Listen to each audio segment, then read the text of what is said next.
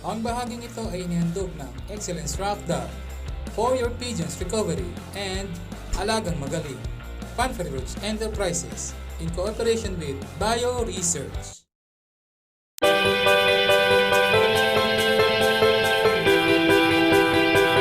Ito po si Kalapatids Pigeon Love. Isang mapagpalang araw po sa inyo mga Kalapatids. Muli po nagbabalik sa inyo ang inyong lingkod na si Kalapatids Pigeon Love upang makapag-share uli sa inyo ng isang topic mga Kalapatids na alam ko na may mapupulot kayong mga aral regarding po ito sa pag-aalaga po ng racing pigeons mga Kalapatids. Kung hindi pa po kayo nakaka-subscribe sa aking channel mga Kalapatids, please subscribe, like, and share para lagi kayong updated sa aking ipapalabas na upcoming videos. So anyway mga Kalapatids, update ko lamang po kayo regarding sa infected case sa ating bansa at sa KSA dito po sa kaharian ng Kingdom of Saudi Arabia. So mga Kalapatids, sa Pilipinas po ay may 2,311 cases na po tayo at dito naman po sa KSA ay may 1,720 cases na po tayo. So ayan mga Kalapatids. Ang total death po sa Pilipinas ay 96. So, ang new death po, plus 8. So, ayan, nagdagan po ng 8. At 16 naman po sa kaharian, So, ayan, at 16 po, ayan, 16 po, 16. Dito po sa kaharian, ang nadagdag sa mga new death. So ayan po ang aking update regarding po sa COVID-19 mga Kalapatids. So mag-iingat po tayo at pag muna tayong lalabas ng bahay kung tayo po ay walang bibilhin o walang gagawin. Stay at home lamang po tayo para po makaiwas tayo sa COVID-19. So ayan mga Kalapatids. Sumunod lang po tayo sa mga authorities mga Kalapatids, sa mga nakakaalam kung ano po ang mga dapat gawin upang makaiwas po tayo sa virus na kumakalat mga Kalapatids. So ayan, mga Kalapatids, balik na po tayo sa ating topic. Yan po ang aking update mga Kalapatids sa COVID-19. So ngayon po, babalik na po tayo sa ating topic. Ito po ay may kinalaman sa mga pigeon rings mga Kalapatids. So sa mga newbie at sa mga beginners. So para po sa inyo to mga Kalapatids. So iba't ibang klase ang pigeon rings at ang mga name list ng club rings na nakalagay sa ating pigeon rings mga Kalapatids. So kalimitan mga Kalapatids sa mga ginagamit nating ring ay may nakalagay na halimbawa DV, ARPU, IF, Taiwan at iba pa. So ayan mga Kalapatids. So mamaya mga Kalapatids ay ibibigay ko sa inyo ang ibig sabihin ng mga ito. Dito sa aking topics, ibibigay ko din sa inyo ang mga sukat ng mga pigeon rings na maaari nyong ilagay sa inyong mga warriors, sa inyong mga chikiting na pigeon racing. So, yung mga selected colors na inyong maiibigan ay nariyan din po. Pwede kayong mamili ng inyong mga mapipiling mga kulay. Marami pong mga kulay na mapagpipilian mga Kalapatids pagka po kayo ay kumuha na ng pigeon rings. So kapag maglalagay tayo ng pigeon rings mga Kalapatids sa ating mga inakay, siguraduhin po natin na 5 to 6 days may lalagay na po natin yun sa kanila dahil sa mabilis ang kanilang paglaki. So pwede po nating ihanda ang mga sumusunod mga Kalapatids. Yung tingting po, pwede na po tingting o kaya yung pong cotton buds pwede na po yung mga Kalapatids. Pangsungkit lamang po yung mga Kalapatids sa paa nila, sa paa ng ating mga inakay.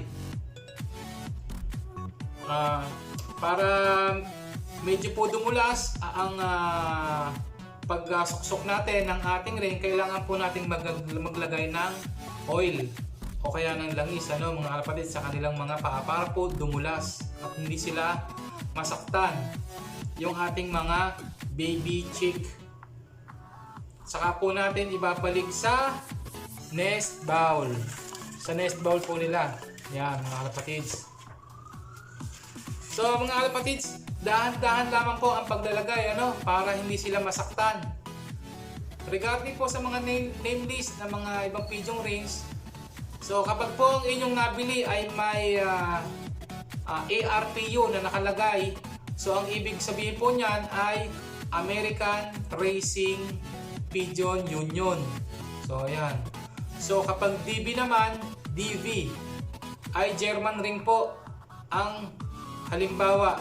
Halimbawa po, DV 8414-03-373. So ayan mga kalapatids, yan po ang kalimitang nakalagay sa ring na yan, no, ng DV. Yung 8414 po ay ang club number, 03 is the year, at 373 is the bird number. So ulitin ko po mga kalapatids, yung DV po na mabibili nating pigeon ring ay gawa po ng German po. German ring po siya.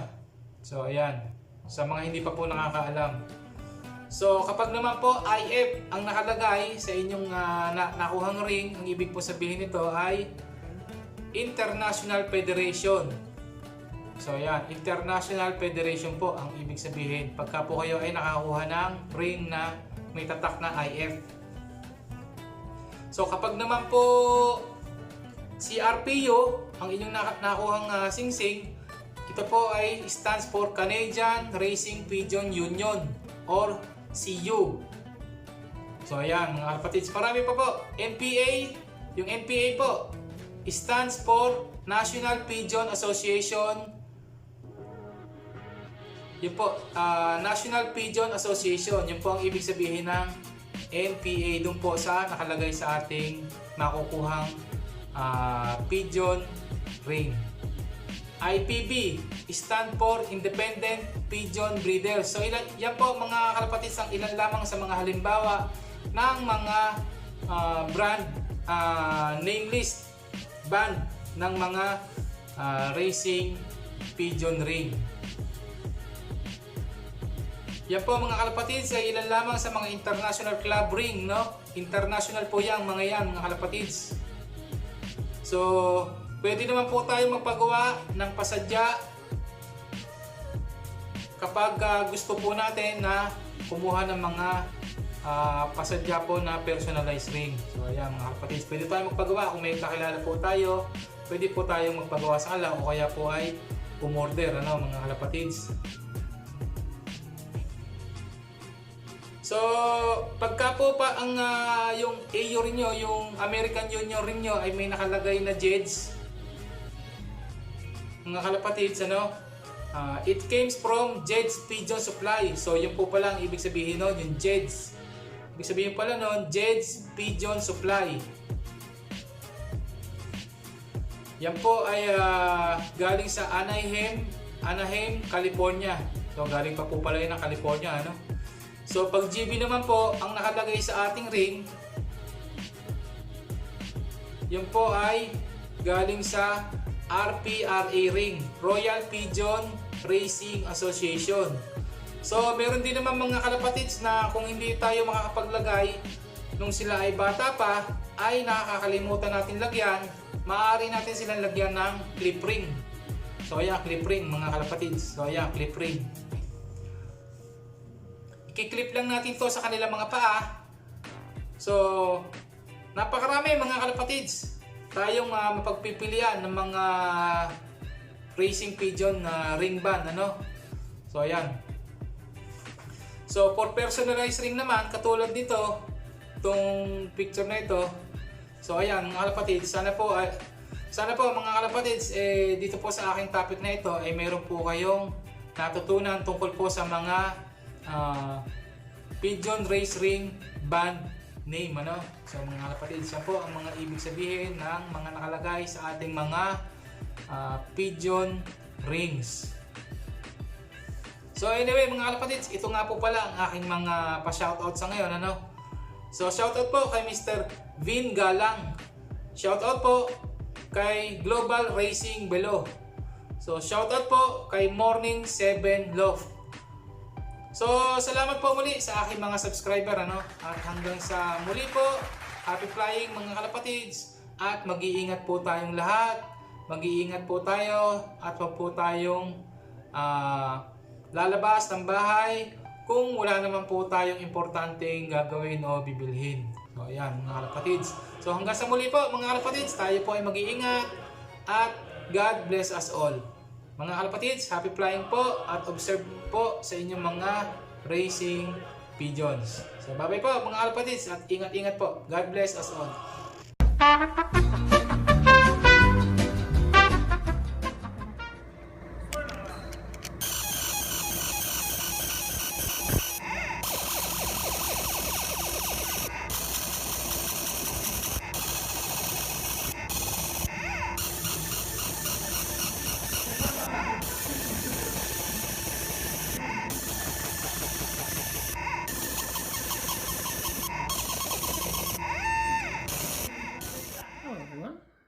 I have a short video for you today where I'll explain how to read a pigeon's ring.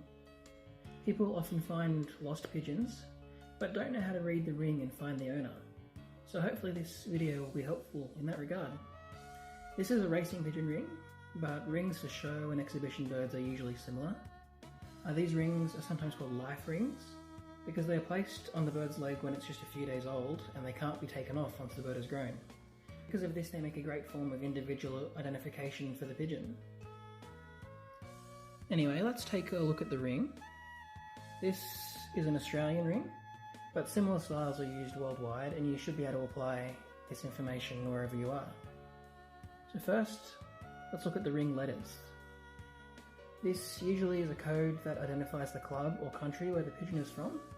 This one says CCF, or Central Cumberland Federation, which is a racing pigeon federation in Sydney, Australia. Overseas it's common for just the country code to be recorded here. Next we have the year, which is the year the pigeon was born, or I guess hatched. Obviously this one is 2019.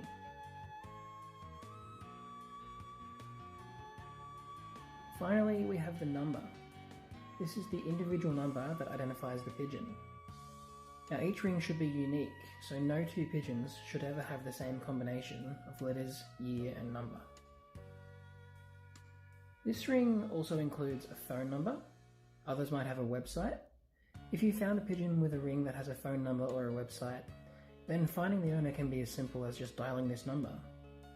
If the ring doesn't have a phone number, you can usually do a web search and find the contact details for the club or organisation that's noted on the ring. And they should be able to put you in touch with the pigeon's owner and you can get it back home. So this is how you read a pigeon's ring. I hope this video has been helpful. Thanks.